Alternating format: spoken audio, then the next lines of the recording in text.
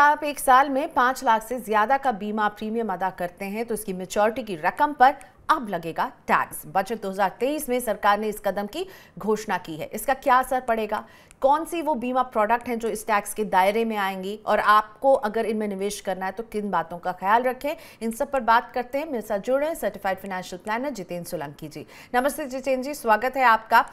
Budget में एक ये मूव रहा है जो कहीं ना कहीं इंश्योरेंस कंपनियों को हिला दिया है, क्योंकि बजट पेश होने के बाद हमने देखा ताबड़तोड़ इंश्योरेंस कंपनियों के स्टॉक्स में जो है गिरावट आनी शुरू हो गई थी। इस खबर को बहुत ही नेगेटिव रिस्पॉन्स मिला है। गैर यूलिप बीमा पॉलिसी की मैच्योरिटी पर टैक्स लगेगा। जरा समझाइए कि इस कदम के पीछे क्या वजह रही और आप इसका क्या असर देख रहे हैं।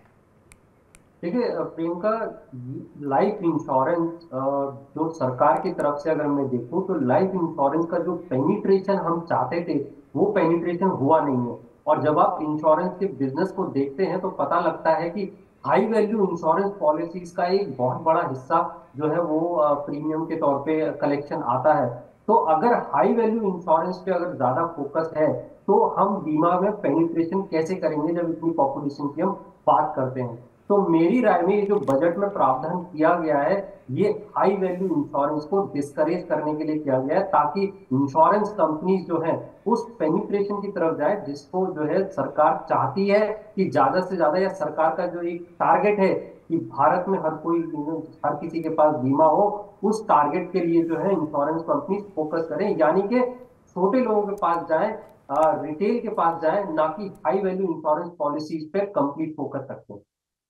इसका एक शार्प रिएक्शन जो हमने देखा जितेंद्र जी, HDFC लाइफ की जो करता धरता है विभा पदलकर, उन्होंने भी कह दिया कि वो अपनी कमाई में इसका 10 से 12% का हिट देख रही हैं आने वाले समय में।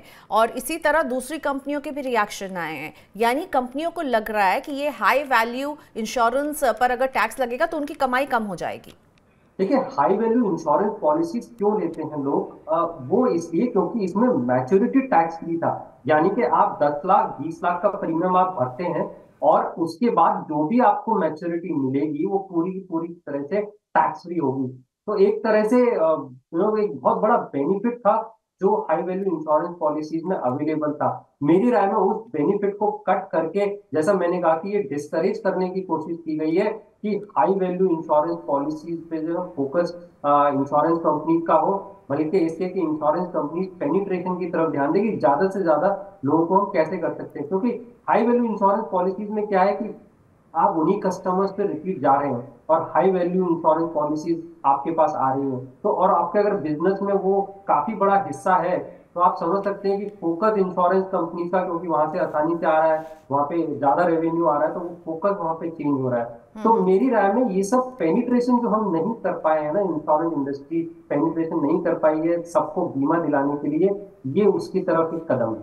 राइट, तो फिर आपकी कमाई जहां से हो रही है केवल आप उधर फोकस नहीं करेंगे, आप असल में इंश्योरेंस फॉर ऑल के लक्ष्य की तरफ बढ़ेंगे, ये कोशिश है। तो ये भी ध्यान रखिए कि गैर यूलिप पॉलिसीज पर अब ये लागू होगा, तो जिसमें कि आपकी इंडोमेंट ट्रेडिशनल प्लान जो होते हैं उसमें रहेगा ये। पुरानी पॉलिसीज जो चली आ रही हैं उसमें ये बदलाव नहीं है, यूलिप पॉलिसी में ये बदलाव नहीं है और टर्म इंश्योरेंस में भी ये बदलाव नहीं है। जो ट्रेडिशनल बीमा के प्लान है उसमें ये बदलाव किया गया है। हाई वैल्यू प्रीमियम है तो उसकी मैच्योरिटी पर टैक्स देना होगा। क्या जितेंद्र जी ATC का बेनिफिट भी लेते हैं लोग जब प्रीमियम अदा करते हैं इस तरह के गैर यूलिप प्लान्स में? वो तो बरकरार है, वो डिडक्शन तो मिलता रहेगा, राइट? सिर्फ मैच्योरिटी पर ये टैक्स लगेगा। देखिए, वो डिडक्शन मिलता रहेगा। और दूसरा, अगर आप एक बात और देखें कि ये एग्रीगेट पे लगाया गया है, यानी कि 5 लाख का प्रीमियम ये खाली उनके लिए नहीं है जो सिर्फ 5 लाख का प्रीमियम पे कर सकते हैं, बल्कि उनके लिए भी है। 1 या 1.5 लाख का प्रीमियम पे करके आपने 3-4 पॉलिसी पूरी फैमिली के लिए ले ली, मल्टीपल और पॉलिसीज उसके है तो भी आप मल्टीपल करिए। पॉलिसीज है तो वो एग्रीगेट करके 5 लाख से अगर ऊपर होता है तो वो सब टैक्सेबल हो जाएंगी। तो ये उस तरीके से है। 80C का बेनिफिट बरकरार रहेगा। 80C को इसमें कोई इसमें उसको नहीं रोका गया है। ठीक है, तो जब मेच्योरिटी की राशि मिलेगी तो उसे इनकम फ्रॉम अदर सोर्सेज के दायरे में रख करके इस पर टैक्स अदा करना होगा, जो बात अभी तक मुझे बजट में समझ में आई है। लेकिन जितेंद्र जी, एक तरफ हम देख रहे हैं कि हाई वैल्यू इंश्योरेंस पर टैक्स लगाया जा रहा है, दूसरी तरफ टैक्स की नई रिजीम को बढ़ावा देने के लिए वो ऐसी रिजीम है जिसमें बीमा के प्रीमियम पर आपको छूट नहीं मिलती है। तो बीमा क्षेत्र के लिए ये बजट उतना प्रोत्साहन वाला नहीं रहा, क्योंकि उनको कहीं ना कहीं मल्टीपल शॉक्स लगे हैं, क्योंकि आप वैसी रिजीम को बढ़ावा दे रहे हैं जिसमें लोग हेल्थ इंश्योरेंस, जीवन बीमा खरीद करके वहां पर छूट लेते थे, तो वो भी एक तरह से प्रोत्साहन खत्म कर दिया गया है। तो टैक्स के फ्रंट पर, छूट के फ्रंट पर बीमा को लग रही है चोट। देखिए, बीमा इंडस्ट्री को काफी बड़ी चोट लगी है। अगर एक तरफ आप देखें कि पॉलिसीज अगर टैक्सेबल हुई है, खासकर हाई वैल्यू पॉलिसीज जहां पे अच्छा बिजनेस आता है, तो दूसरी तरफ अगर नए टैक्स रिजीम में हम लोग जाएंगे जिसमें एटीसी का बेनिफिट नहीं है, तो आप अगर देखें किसी भी इंश्योरेंस कंपनी का बिजनेस देखें तो लास्ट जनवरी टू मार्च के क्वार्टर में अच्छा खासा बिजनेस होता है। उसका रीजन यही है कि लोग टैक्स बेनिफिट के लिए बीमा में जो है निवेश करते हैं, ये आखिरी के साल के 3 महीने में।